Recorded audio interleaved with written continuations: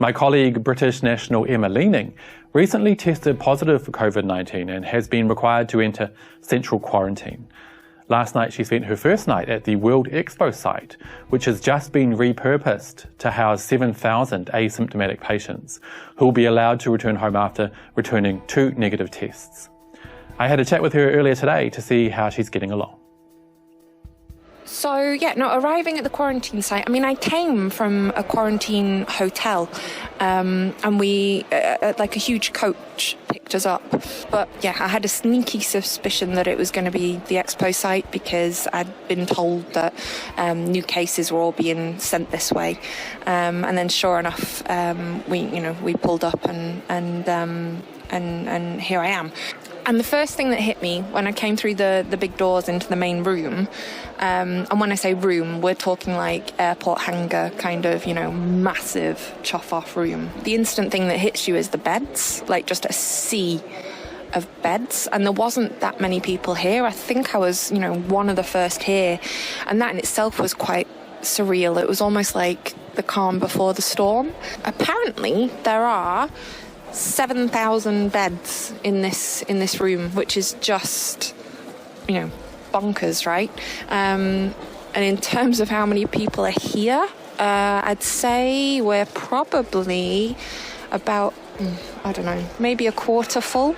My Chinese language skills are, they're all right, I can get by, but it's, basic conversation. So I guess that kind of throws another element into this whole experience. I haven't seen another member of the international community yet. I think it's just me. When you arrive, you get a bucket, like a little basin-y thing, a little plastic basin thing, and a flannel, and then like a couple of other bits. And I saw that she was soaking her feet, and that just sort of looked like heaven.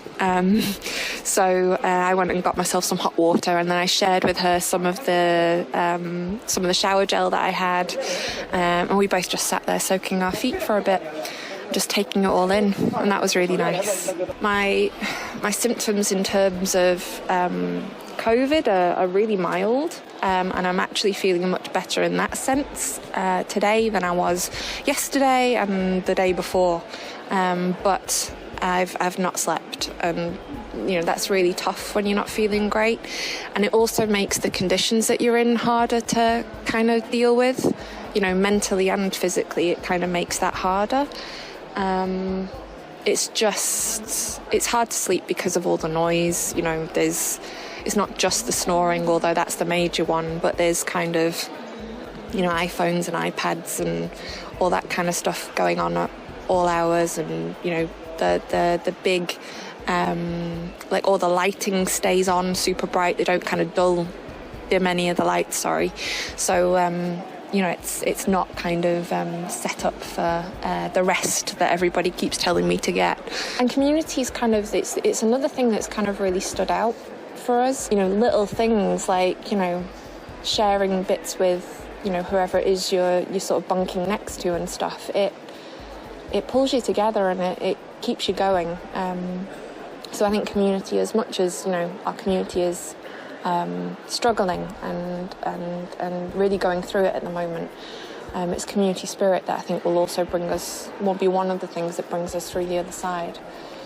Emma is sharing her experience in central quarantine, warts and all, on her Twitter account, Leaning Emma.